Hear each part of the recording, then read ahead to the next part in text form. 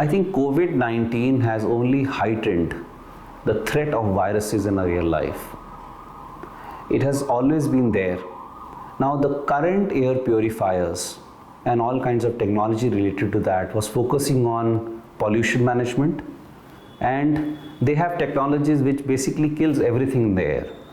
Now both these things do not help us from the virus. On the air purification market, when you look at making inert air or moving all the microbes out, it is actually unhealthy air. It's like having distilled water. Now you want a certain amount of mineral content in your water.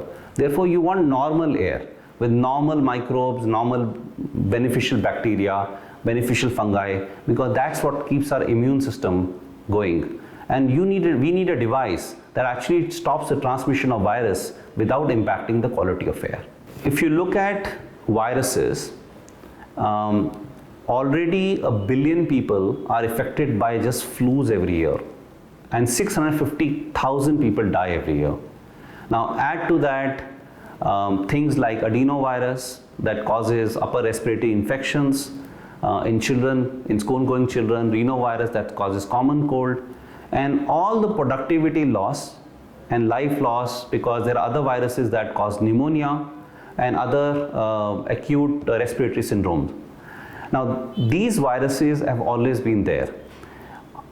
We need protection against all of them. Now if you look at just the loss of productivity in a year's time in an organization or in a school for children for education, we need protection from that.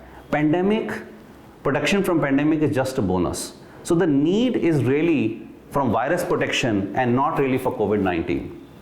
And we are actually offering this device from all kinds of protection of such viruses which are called RNA encapsulated viruses, which give us flus, which give us upper respiratory infections, which cause COVID-19 and all the other variants. And it works in a very unique manner where the virus has a positive charge and our human cells have a negative charge.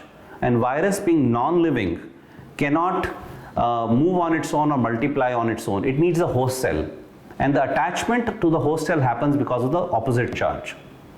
What we do is, through a very advanced technology of being able to create photoelectrons, the virus's positive charge gets neutralized. So irrespective of the virus, as long as it has a shell which has a positive charge, the shell gets neutralized, so that even if the virus enters the system, will not infect any human cell. So it just becomes another piece of protein. Now this is what this device does. So all these viruses that have a shell, like influenza, like coronavirus, it works equally well on them. And what we need today is virus protection. Because as the virus is mutating, and we have seen over the last 15 years, we've had swine flu, we've had SARS, we have MERS, we have COVID-19 right now. We've had many other viruses that have come on that cause pneumonia and other respiratory disorders. This is accelerating, and there is already a prediction from people like Bill Gates that the next pandemic will be 10 times worse. So what we really need is virus protection, which is the only unique device that offers it in a manner that protects everyone without changing the environment.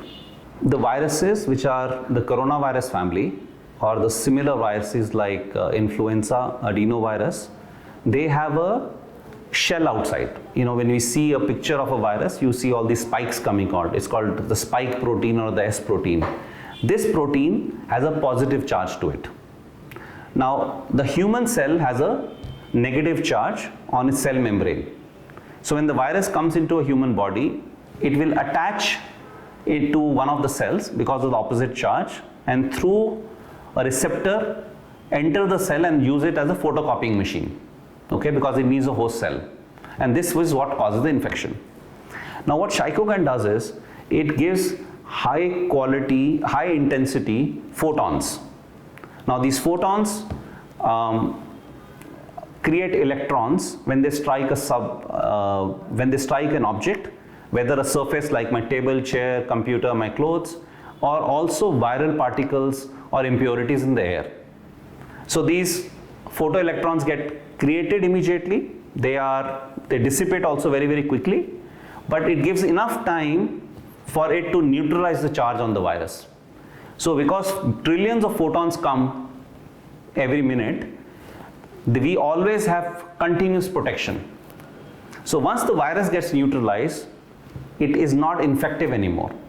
And this has been proven through studies we have done for such types of viruses, both on surrogate viruses as well as the actual SARS-CoV-2 virus, which causes COVID-19. We've done it in CCMB in India. We have done it in TNO, one of the top leading laboratories in Europe. We have done it in IMPO laboratory, which is a US company, a laboratory based in India. We've done it in an FDA recognized laboratory in Mexico. And host of other laboratories have tested the product. And in all the tests, it shows that the virus becomes ininfective, both for SARS-CoV-2 and all the surrogate viruses that have been approved by WHO. So this is how the product works. We are expanding the reach across the globe. Our device is the first bet India is making to set up a new category globally. If you look at India, we've never been category builders. For example, Xerox built the photocopying category. Microsoft built the productivity category. Apple built the smartphone category. So this is the first attempt by an Indian company to build something called a virus attenuation device across the globe, because we are the only unique company who can do this. We've already launched in most of the countries in Middle East.